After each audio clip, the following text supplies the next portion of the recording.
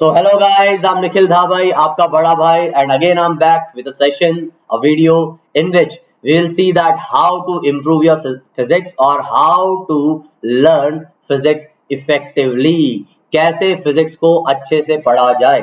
ठीक है, तो बेसिकली क्या होता है कि अगर हम देखें, अगर कोई भी बच्चा फिजिक्स पढ़ रहा है तो तीन कैटेगरी में उसको डिवाइड कर सकते हैं.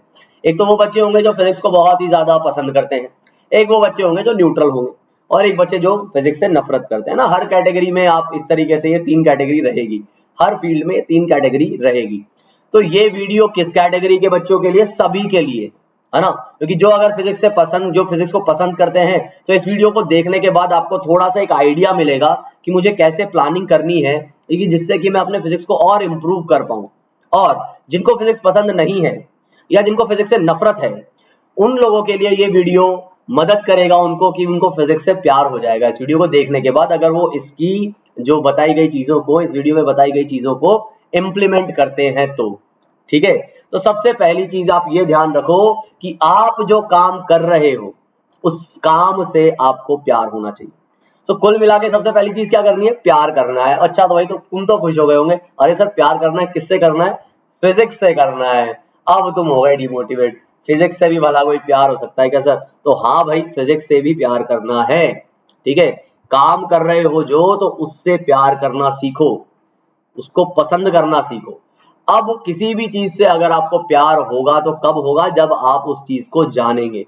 तो फिजिक्स इतना interesting and physics is such a amazing subject that if you learn it, okay, if you study it, so automatically you will मतलब get a feeling of love towards the physics. अपने आप develop हो जाएगी. बस तुम्हें क्या करना है? थोड़ा सा कुछ दिन बिताना है फिजिक्स के साथ, है ना, पूरी डेडिकेशन के साथ. अच्छा, अब तुम बोलोगे सर ऐसा क्यों करें, मुझे क्या गरज पड़ी है फिजिक्स से प्यार करने की? Because if you love physics then physics will help you. Physics तुम्हारा साथ देगी तुम्हारे मार्क्स को इंप्रूव करने में, तुम्हारा आईआईटी और नीट या जो भी कॉम्पिटिटिव एग्जाम तुम देने वाले हो उसमें तुम्हें अच्छी रैंक दिलाने में, है ना. ऐसा ही आप हर सब्जेक्ट के लिए बोल सकते हो, मैथ्स, केमिस्ट्री एंड फिजिक्स.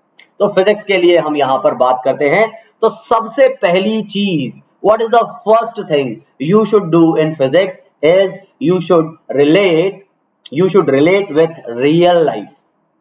कि आपको जितनी भी चीजें हैं ना उसको रियल लाइफ से रिलेट करना पड़ेगा.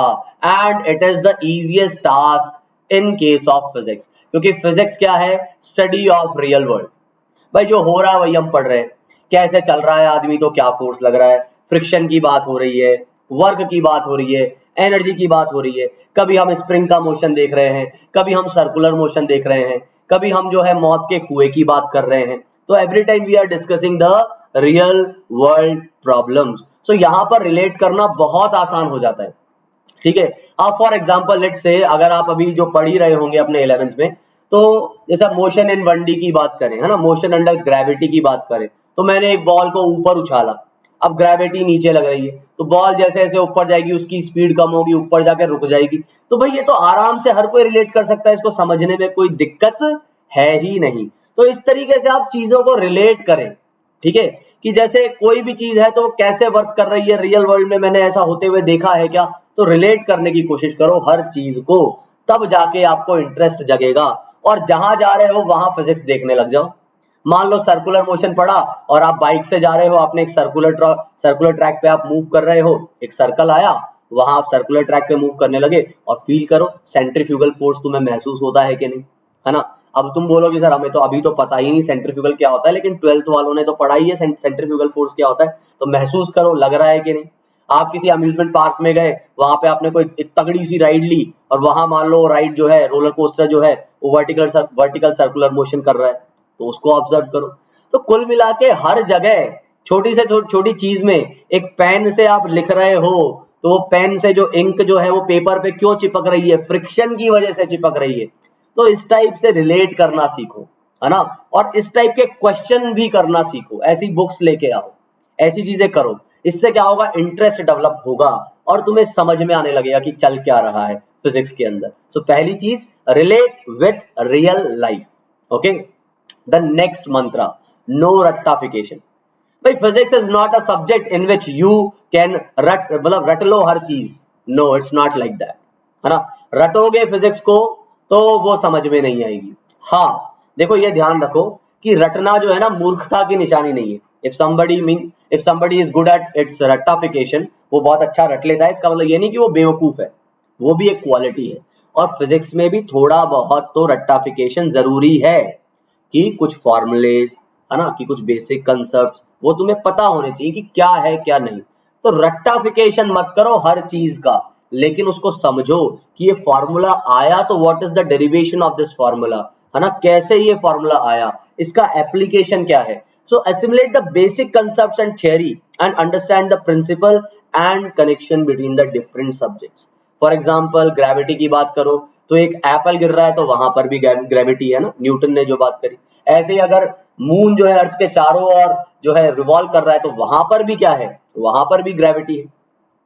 तो चीजों को समझो कि ऐसा हो क्यों रहा है, और वो टीचर जो है तुम्हारे फिजिक्स के वो ये चीज बता रहे होंगे, थोड़ा सा फोकस्ड रहो। सर जब पढ़ा रहे हैं कि सर जो बता रहे हैं तो डेफिनेटली वो आपको ये चीज पढ़ा रहे होंगे। तो नो रट्टाफिकेशन, आई बात समझ में। रटना नहीं है, समझना है। You have to understand the concepts. So सबसे ये जो दूसरी बात है लेकिन बहुत इंपॉर्टेंट है। देन माइंड मैप आपको बना लेना चाहिए। अब माइंड मैप तुम बोलोगे सर माइंड मैप से क्या मतलब है। माइंड मैप से ये मतलब है, लेट से आपका कोई ए चैप्टर खत्म हुआ तो उसमें आपको पता होना चाहिए, you should know that what are the subtopics of this chapter and क्या क्या क्वेश्चन मैंने उस पे किए हैं, है ना। जैसे मान लो अगर मैं इस चैनल पे अभी मैंने वेक्टर्स पढ़ा है तो वेक्टर में हमने क्या क्या पढ़ा है। अच्छा हमने ट्रायंगुलर लॉ पढ़ा है, एडिशन के बारे में बात करी, मल्टीप्लिकेशन के बारे में बात करी है ना, और लास्ट में क्रॉस प्रोडक्ट डॉट प्रोडक्ट जो मल्टीप्लिकेशन का हिस्सा है वो हमने देखा है। तो ये पता होना चाहिए कि उस चैप्टर में क्या क्या है। एक माइंड मैप सीक्वेंस के फॉर्म में तुम्हारे जो दिमाग में है वो फीड हो जाना चाहिए। ऐसे ही मान लो आप एनएलएम पढ़ रहे हो तो एनएलएम के ये 3 लॉज हैं, फिर इनके ये एप्लीकेशन है ना। पुली वाले प्रॉब्लम्स हो गए, वेज वाले प्रॉब्लम्स हो गए, और कुछ इंपॉर्टेंट क्वेश्चंस भी मार्क करके रखो कि यार ये चीज रिवीजन के लिए इंपॉर्टेंट है ना। तो एक माइंड मैप बना होना चाहिए कि हाँ मैंने ये क्वेश्चंस किए हैं और ये थियरी मैंने इसमें पढ़ी है सीक्वेंसिंग के हिसाब से। तो ये चीज आपको बहुत हेल्प करेगी। और ये भी पता होना चाहिए कि भाई क्या क्या टॉपिक्स है, सब टॉपिक्स है फिजिक्स में। जैसे कि थर्मोडायनेमिक्स एक अलग टॉपिक है, मैकेनिक्स एक अलग टॉपिक है, इलेक्ट्रोमैग्नेटिज्म एक अलग टॉपिक है, और मॉडर्न फिजिक्स एक अलग टॉपिक है। जैसे कि थर्मोडायनेमिक्स मैकेनिक्स ये 11th का पार्ट है, इलेक्ट्रोमैग्नेटिज्म एंड मॉडर्न फिजिक्स ये 12th का पार्ट है। इनमें क्या क्या चैप्टर्स हैं, क्या क्या मैंने पढ़ा है। तो ये माइंड मैप आपके दिमाग में एकदम फीड होना चाहिए। और ये कैसे फीड होगा, जब आप प्रॉपर रिविजन कर रहे होंगे, है ना। इसके लिए आपको प्रॉपर रिविजन करना जरूरी है। तो दूसरी बात आती है माइंड मैप की, है ना। माइंड मैप आपके दिमाग में एकदम फीड रहना चाहिए। इसके बाद use algorithm and diagrams to solve numericals. Numericals की बात है तो क्या करें भाई न्यूमेरिकल्स के लिए। कि न्यूमेरिकल्स के लिए सबसे बेस्ट अप्रोच ये है कि पहले तो आपका कंसेप्ट पे कमांड होना चाहिए। If you are not strong at your theory, in the theory if you are not strong then you can not do numericals. तो सबसे पहले तो डेरिवेशंस को समझो कैसे आई है, उन कंसेप्ट्स को समझो कि कैसे आ रहे हैं, और फिर उन कंसेप्ट के एप्लीकेशन को समझने की कोशिश करो थ्रू सॉल्व्ड एग्जांपल्स, है ना। And then try to solve the unsolved examples. पहले सॉल्व्ड एग्जांपल करो, after you get familiar then unsolved example करो। अब किसी भी न्यूमेरिकल को करने का तरीका क्या होता है, जैसे मान लो एक एग्जांपल लेते हैं, है ना। एक एग्जांपल लेते हैं। एग्जांपल क्या है कि मान लो मैंने तुम्हें बोला, एक मिनट ये क्या गड़बड़ होगी, जस्ट अ मिनट। ओके, सो मान लो मैंने तुम्हें बोला कि भैया मुझे है ना यार कुछ ऑनलाइन, मतलब भूख लग रही है मुझे यार, कुछ ऑनलाइन ऑर्डर कर दो, पिज्जा मंगा लो यार डोमिनोज से या पिज्जा हट से। अब ऑनलाइन ऑर्डर करने की, अब तुम्हें मोबाइल फोन ही चलाना नहीं आता है, तुम्हें मोबाइल फोन की बेसिक जो एप्लीकेशन है उन्हीं के बारे में कुछ नॉलेज नहीं है, तुम्हें यही नहीं पता है कि डोमिनोज नाम की कोई ऐप भी है, या स्विगी है, या फिर जोमेटो है, या फिर पिज्जा हट का कोई ऐप है, तुम्हें पता ही नहीं है। तो तुम क्या कभी ऑनलाइन फूड ऑर्डर कर पाओगे? नहीं। तो अगर नहीं पता है तो क्या करोगे, पहले उस चीज के बारे में तुम्हें इंफॉर्मेशन पता करनी होगी कि अच्छा डोमिनोज नाम का एक ऐप भी है, या ये ऑनलाइन फूड ऑर्डर करने के लिए ऐप्स होती है, तो वहां से मैं जो है ये फूड ऑर्डर कर पाऊंगा। तो इसी तरीके से मान लो कोई न्यूमेरिकल आ जाता है कि भैया ये निकालो, कैलकुलेट द फोर्स। अब फोर्स कैलकुलेट करना न्यूमेरिकल में पूछ लिया and you don't have the basic understanding of NLM, that is Newton's law of motion, तो तुम नहीं कर पाओगे। तो फोर्स निकालना है तो भाई न्यूटन्स लॉ ऑफ मोशन आना चाहिए, उसका एप्लीकेशन समझना चाहिए तुम्हें, है ना, नॉलेज होना चाहिए कि कैसे किया जाए। और सबसे इंपॉर्टेंट बात ये होती है कि अगर नॉलेज है, पता है ना, पता है, तो फिर बात ये आती है कि उसको फिर कैसे करें। तो सबसे पहले क्वेश्चन को ढंग से पढ़ो, क्वेश्चन में ही आंसर छुपा होता है, क्वेश्चन में ही सॉल्यूशन दिया रहेगा कि कैसे सॉल्व करना है चीजों को, है ना। जैसे मान लो एनएलएम की बात करते हैं कि एनएलएम के अंदर हमें कुछ पूछ रहा है ना, तो हम क्या करेंगे, सबसे पहले उसका एक एफबीडी बनाएंगे, एफबीडी बना के और फिर हम फोर्स कैलकुलेट करेंगे, है ना, या न्यूटन्स लॉ ऑफ मोशन जो है सेकंड लॉ लगाएंगे, F is equals to M A लगाएंगे। So analyze the given condition, सबसे पहले क्वेश्चन को अच्छी तरीके से पढ़ो कि क्या बोल रहा है, चंक द प्रॉब्लम, है ना, फिर उससे जो है उसको प्रॉब्लम को डिवाइड करके कि अच्छा पहली चीज ये बोल रहा है, दूसरी चीज ये बोल रहा है, फिर उससे उसका मतलब निकालो कि क्या कहना चाह रहा है। और फिर अगर डायग्राम बन सकता है तो डायग्राम बनाओ, डायग्राम अगर तुम बना लेते हो तो तुम लगभग 40% प्रॉब्लम तो जो है वही सॉल्व हो रही है तुम्हारी, डायग्राम अगर तुमने प्रॉपर बना लिया तो, ठीक है। तो ये ध्यान रखो, इस तरीके से सेकंड मतलब ये जो फोर्थ पॉइंट है ये भी बहुत इंपॉर्टेंट है। अच्छा ठीक है सर, तो आगे क्या करें। Fifth point, you should have the good books with you, है ना। अब भाई फिजिक्स में इंपॉर्टेंट क्या है, फिजिक्स में इंपॉर्टेंट है सबसे पहले theory and then numerical. Sir theory के लिए अगर आप अपने स्कूल एग्जाम्स के लिए, बोर्ड एग्जाम के लिए प्रिपेयर कर रहे हो तो अपने रेस्पेक्टिव बोर्ड वाली बुक्स को तो पढ़ना ही पढ़ना है ना, कि जैसे एनसीईआरटी तो पढ़नी ही पढ़नी है। लेकिन अगर फिजिक्स में अपने थियरी को इम्प्रूव करना है, जस्ट मिनट में पेन चूज कर लूं एक बार, ओके हाँ, तो फिजिक्स में अगर आपको थियरी को इम्प्रूव करना है, तो थियरी अगर आपको इम्प्रूव करनी है तो एनसीईआरटी तो पढ़ोगे ही पढ़ोगे, इसके साथ साथ कोई एक अच्छी बुक हो जैसे कि HC Verma. So this book is very very good, you will find very simple and sweet theory in this book. आपको रियल लाइफ से रिलेट करते हुए ये बुक में बहुत सारी चीजें बताई जाएंगी। या फिर आप जो है रेस्निक हेलिडे करके भी एक बुक आती है, वो भी आप ले सकते हो। अब तुम बोलोगे सर हम तो प्रदीप पढ़ते हैं, हम तो कोई और बुक पढ़ते हैं, तो आप पढ़ने में पढ़ सकते हो, लेकिन आप पढ़ने में वो बुक्स भी पढ़ सकते हो, लेकिन अच्छी थियरी अगर आपको चाहिए तो अच्छी थियरी जो आपको मिलेगी वो मिलेगी इन्हीं बुक्स में, just like H C Verma and Resnick Halliday.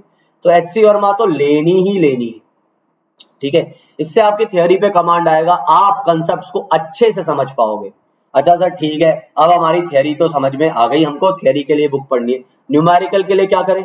तो अगर थियरी समझ में आ गई है तो फिर आपको एक ऐसी बुक चाहिए जिसमें सॉल्व्ड न्यूमेरिकल्स दे रखे हो और अनसॉल्व्ड न्यूमेरिकल्स भी दे रखे हो, इजी लेवल से लेकर टफ लेवल तक। So again HC Verma is a good book, है ना। यहाँ पे आपको ऑब्जेक्टिव सब्जेक्टिव काफी अच्छे अच्छे एग्जाम्पल्स मिल जाएंगे, सॉल्व्ड भी और अनसॉल्व्ड भी। फिर भी अगर आप कोई और बुक लेना चाहते हो तो there are some additional books like Dev Mukherjee, okay, Dev Mukherjee करके एक बुक आती है एमसीक्यू, ओके, या फिर आप सिंगेज पब्लिकेशन की बुक पे जा सकते हो, सिंगेज पब्लिकेशन के डीपीपी मॉड्यूल्स आते हैं, वो आप न्यूमेरिकल्स के लिए कर सकते हो। और ये सभी जो मैं बोल रहा हूँ ना, ये देव मुखर्जी, सिंगेज पब्लिकेशन, ये सब कंपटीशन पॉइंट ऑफ व्यू से बोल रहा हूँ, आप मान सकते हो जेईई के लिए। लेकिन तुम बोलोगे सर बोर्ड्स के लिए, तो बोर्ड्स के लिए you can go for S L Arora, है ना, एसएल अरोड़ा आपके लिए ठीक रहेगी। अगर आप बोर्ड्स के लिए ही प्रिपेयर कर रहे हो तो एसएल अरोड़ा ही ठीक रहेगी। लेकिन मेरे दोस्तों, मेरे प्यारे बच्चों, बोर्ड्स में अच्छे मार्क्स लाके, सिर्फ बोर्ड्स में अच्छे मार्क्स लाके आप क्या कर लोगे, कुछ नहीं। आपको अगर एक अच्छा इंजीनियरिंग कॉलेज चाहिए, आपको मेडिकल कॉलेज में जाना है ना, तो आपको क्या करना पड़ेगा, आपको कंपटीशन एग्जाम्स फाइट करने पड़ेंगे, तो बोर्ड्स के मार्क्स से आप क्लियर नहीं कर सकते। आपको जेईई या नीट तो क्लियर करना ही पड़ेगा, उसके लिए आपको एक अच्छी बुक चाहिए। तो इसलिए मैं बोल रहा हूं कि ये बहुत इंपॉर्टेंट पॉइंट है कि एक choice of a good book. So that's why you should go for H C Verma, Dev Mukherjee, Cengage. अब तुम बोलोगे सर क्या ये सारी की सारी बुकें ले लूं क्या, नहीं नहीं नहीं, सारी लेने की जरूरत नहीं है, just stick with a one book, one और टू बुक, है ना। या तो एचसी वर्मा लेके उसको सॉल्व करो और एक साथ में सिंगेज ले लो, है ना, या देव मुखर्जी और सिंगेज ले लो। हाँ, बाकी किसी को डीसी पांडे लेनी है, डीसी पांडे भी ले सकते हो। ये मैंने अपने प्रेफर मतलब मेरी प्रेफरेंस मैंने बता दी, बाकी आप डीसी पांडे भी ले सकते हो। मॉडर्न एबीसी आप नीट के लिए ले सकते हो। आ रही है बात समझ में यहाँ तक, लेकिन बुक जरूर चाहिए। लेकिन ऐसा नहीं कि 10 बुकें खरीद ली और पढ़ एक भी नहीं रहे, 1 से 2 बुक रखो, उससे ज्यादा नहीं, ठीक है। तो ये बात हुई किसके लिए, न्यूमेरिकल्स के लिए भी। तो इन बुक्स में आपको अच्छे न्यूमेरिकल्स मिल जाएंगे और आपकी अच्छी प्रिपरेशन भी हो जाएगी इनके थ्रू, ठीक है। तो आगे बढ़ते हैं फिर।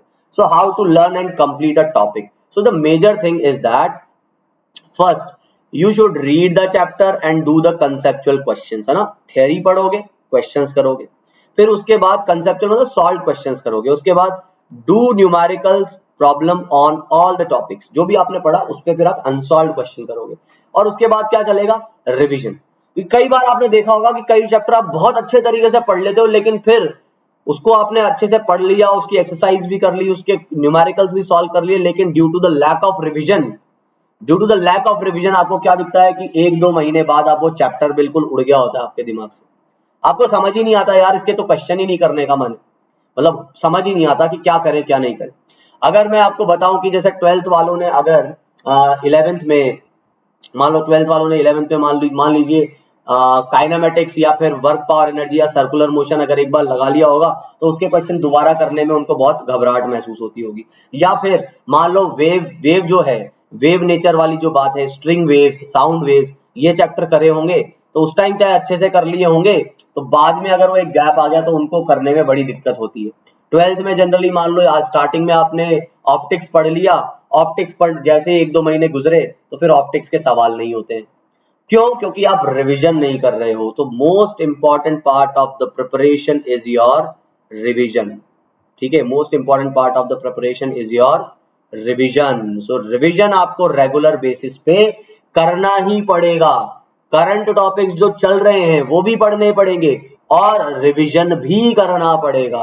Both the things are important, parallelly इन पे वर्क करना पड़ेगा, करंट टॉपिक्स भी और प्रीवियस टॉपिक्स भी। आ रही है बात समझ में? तो पहले पढ़ो, सॉल्व न्यूमेरिकल्स करो, फिर अनसॉल्व न्यूमेरिकल करो और उनका रेगुलर रिवीजन करते रहो। तो ये साइकिल ऐसे चलता जाना चाहिए, तो आपको किसी भी टॉपिक में दिक्कत नहीं रहेगी और वो आपके दिमाग में एकदम ऊपर फ्लोट करता रहेगा, रिकॉल जल्दी कर पाओगे, ठीक है। अब कितना घंटा पढ़ना चाहिए सर, ये सब कुछ आपने बता तो दिया कि कौन सी बुक लें, कैसे पढ़ें, लेकिन कितना घंटा पढ़ें। तो भाई अगर तुम्हें पढ़ना है तो सबसे पहली बात ये है कि चलो अगर मैं संडे को हटा भी दूं तो अपने पास बाकी 6 दिन जो बचते हैं, तो पर subject you should study 2 hours, है ना। 2 घंटे आपको देने हैं पर सब्जेक्ट। 2 घंटे पर सब्जेक्ट का मतलब क्या हो गया कि 6 घंटे की स्टडी तो रोज की हो गई, स्कूल आवर्स के अलावा या कोचिंग आवर्स के अलावा, घर पे, है ना। घर पे बैठ के ये 6 घंटे की स्टडी होनी चाहिए। अब तुम बोलोगे सर रोज, तो बिल्कुल जी हाँ रोज। If you want to clear JEE and NEET then this is the requirement guys, है ना। मैं देखो ऐसे नहीं बोलूंगा यार तुमको बेवकूफ बनाऊं मैं सीधे सीधे कि यार है ना, अरे कुछ नहीं होता, बस इतना पढ़ लो उतना पढ़ लो, ये सब बकवास है। रोज पढ़ना पड़ेगा, इतना पढ़ना पड़ेगा, तब जाके एक अच्छी रैंक निकाल पाओगे। तुम बोलोगे अरे सर मेरे पास तो कई एग्जाम्पल हैं जो 2-3 घंटे पढ़ते थे और वो उनका जो है सिलेक्शन हो गया। तो सिलेक्शन करवाना is not a important thing, okay. Selection होना मतलब बस क्वालिफाई कर गए एग्जाम को, वो इंपॉर्टेंट नहीं है।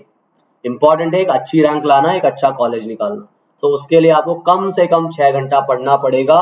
और कई बार अगर आप बिलो एवरेज स्टूडेंट हो तो वो 8 आवर्स भी चले जाता है, 8 घंटे से 10 घंटे। अब घबराहट अगर हो रही है आपको, आप डर रहे हो, तो भाई ये करना पड़ेगा। अगर आप 6, 8 या 10 घंटे नहीं पढ़ रहे हो तो आप जेईई और नीट के बारे में भूल जाओ, आप सिर्फ बोर्ड पे फोकस करो। हाँ, बोर्ड पे फोकस करने के लिए भी आपको रेगुलर तो पढ़ना पड़ेगा, एटलीस्ट पर आवर, मतलब सॉरी 1 आवर पर सब्जेक्ट, ठीक है। इतनी बात समझ में आ रही। अब इसको पढ़े कैसे?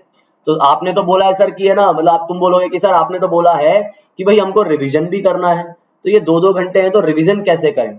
तो रिवीजन ऐसे करो आप कि हफ्ते में जो 6 दिन हैं उसमें 2 दिन फिजिक्स के रख लो, 2 दिन मैथ्स के रख लो, 2 दिन केमिस्ट्री के रख लो, ठीक है। और इन 2-2 दिन में 1-1 घंटा निकाल लो, मतलब हफ्ते में आपका 2 आवर्स पर सब्जेक्ट रिवीजन के लिए डेडिकेटेड हो गए, ठीक है। 2 आवर्स पर सब्जेक्ट रिवीजन के लिए डेडिकेटेड हो गए। अब वो कैसे करोगे? जैसे मान लो भाई अपने को टोटल मैंने 6 से 7 घंटे बोले आपको, तो उसमें 6 से 7 घंटे में अगर आप एक्स्ट्रा 2 आवर्स निकाल सकते हो तो बहुत अच्छी बात है।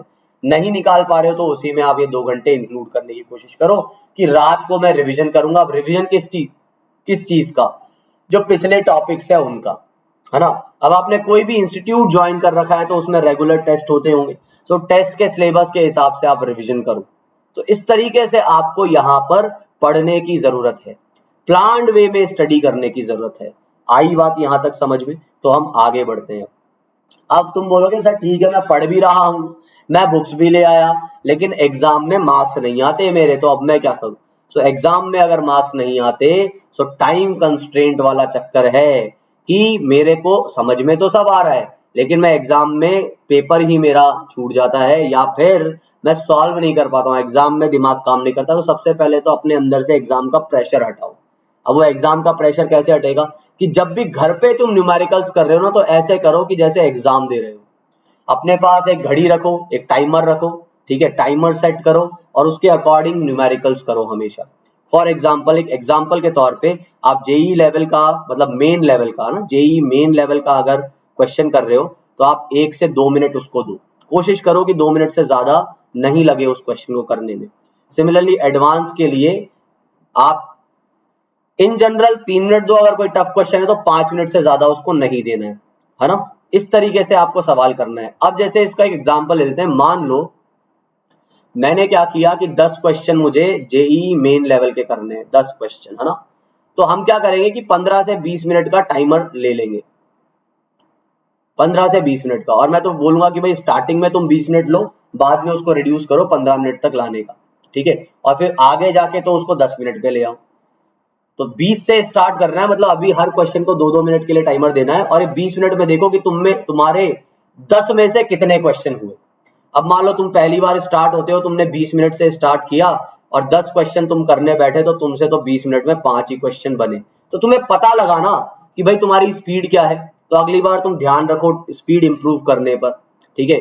फिर अगली बार जब तुम करते हो 3-4 दिन बाद तुम्हारी स्पीड और बढ़ती है, तुम 10 क्वेश्चन तक पहुंच गए, फिर तुम 15 क्वेश्चन तक पहुंच गए, है ना। मतलब सॉरी 15 क्वेश्चन तो थे ही नहीं, 10 ही क्वेश्चन थे, तो तुम 10 क्वेश्चन तक पहुंच गए, 20 मिनट में तुम्हारे 10 क्वेश्चन होने लग गए। अब एक्यूरेसी चेक करो कि ये जो 10 क्वेश्चन हो रहे हैं इसमें से कितने सही हो रहे हैं और कितने गलत हो रहे हैं। अब जनरली होता क्या है ना कि हम लोग एक क्वेश्चन करते हैं और फिर पीछे आंसर पलट के देखते हैं कि ये सही हुआ कि नहीं हुआ। ऐसे नहीं करना है भाई। एग्जाम में जब तुम क्वेश्चन करोगे तो क्या तुम्हारे पास आंसर की होगी क्या कि मैंने जो क्वेश्चन किया है वो सही है कि नहीं है, उसको चेक कर लूं फिर अगला क्वेश्चन करूं? नहीं। तो इसी तरीके से घर पे जब क्वेश्चन कर रहे हो, 10 क्वेश्चन करने हैं, 20 क्वेश्चन करने हैं, 50 क्वेश्चन करने हैं, तो सारे क्वेश्चन एक साथ करो एक टाइमर लगाकर, और वो टाइम कंप्लीट होने के बाद देखो कि कितने क्वेश्चन कर पाए और उनमें से कितने सही हुए। रोज इसको जो है लिखो, एक शीट मेंटेन करो जिसमें तुम्हें ये तुम्हारी जो भी परफॉर्मेंस है उसको तुम लिख रहे हो रोज, ठीक है, और उसको एनालाइज करो कि तुम इंप्रूव कर रहे हो कि नहीं। बात समझ में आ रही है? तो इस तरीके से क्या होगा, तुम्हारी स्पीड बढ़ेगी, तुम्हारी एक्यूरेसी बढ़ेगी, और तुम्हारी आदत पड़ेगी कि पहली बार में ही सही सॉल्व करने की। क्योंकि जनरली होता क्या है बच्चों को कि पहली बार में सॉल्व कर लेते हैं, फिर आंसर पीछे देखते हैं, अरे यार आंसर तो 2 नहीं 4 आ रहा है, फिर दोबारा सॉल्यूशन देखते हैं, अच्छा यहाँ मिस्टेक हो गई थी। अब पेपर में तो ऐसा होगा नहीं, तो पेपर में तुम्हें आंसर कोई बताएगा नहीं, तो पहली बार में ही सही निकालना है। इसलिए भले ही स्पीड स्लो रखो पहले, बाद में स्पीड इंप्रूव हो जाएगी, पहले एक्यूरेसी पे ध्यान दो। अच्छा, अब तुम बोलोगे सर मेरी तो जो लेवल है, मेरा पोटेंशियल ही इतना है कि मैं तो 20 मिनट में या मान लो 10 मिनट के अंदर मैं तो 7 ही क्वेश्चन कर पा रहा हूँ, इससे अब आगे बढ़ ही नहीं पा रहा। कोई बात नहीं है, तुम्हारा पोटेंशियल है ना। लेकिन फिर वो 7 क्वेश्चन जो हो पा रहे हैं, अब बचे 3 क्वेश्चन, उनका क्या करूं? तो फिर जो टाइम बच रहा है बाकी का रिमेनिंग, वो इन 3 क्वेश्चन को डेडिकेट करो। फिर इसको भरपूर सोचते रहो दिन भर कि कैसे होगा ये क्वेश्चन, कैसे क्या लग रहा है इसमें, अलग अलग तरीके से उसके बारे में सोचो, एकदम माइंड को ओपन करके लॉजिकली उसके ऊपर सोचो, है ना। तो वापस से एक बार रिपीट कर देता हूँ, टाइमर लगाना है अपने को, टाइमर के हिसाब से क्वेश्चन करने, और मान लो 10 मिनट में तुमने 7 ही क्वेश्चन करे आउट ऑफ 10, तो बाकी बचे हुए जो 3 क्वेश्चन या जो नहीं हुए, उन क्वेश्चंस को बाकी रिमेनिंग टाइम में सॉल्व करने की कोशिश करो, और फिर अगले दिन अपने टीचर से डाउट पूछो। तो इस तरीके से अगर तुम टीचर के साथ कांटेक्ट में रहोगे, एक पॉइंट ये भी इंपॉर्टेंट है कि एक आपके पास आपको गाइड करने के लिए टीचर होना चाहिए। तो अपने क्लास टीचर से, उनसे कैसे भी करके रेगुलर बेसिस पे हफ्ते में 1 बार 2 बार डाउट पूछो, तब जाके सब्जेक्ट अपने आप इंप्रूव होने लग जाएगा और तुम बहुत अच्छा परफॉर्म कर जाओगे। टॉपर्स के बीच में एक तो वो बच्चे जो टॉपर्स होते हैं या सेलेक्ट होते हैं, और एक वो बच्चे जो सेलेक्ट नहीं होते, उनमें यही डिफरेंस होता है कि जो सेलेक्ट नहीं होते हैं ना, वो टीचर से अपने दूरी बनाए रखते हैं, वो टीचर से बात ही नहीं करते, वो बोलते हैं अरे सर हमारा टीचर ही बहुत खराब है, हमको तो है ना वो डांट देता है।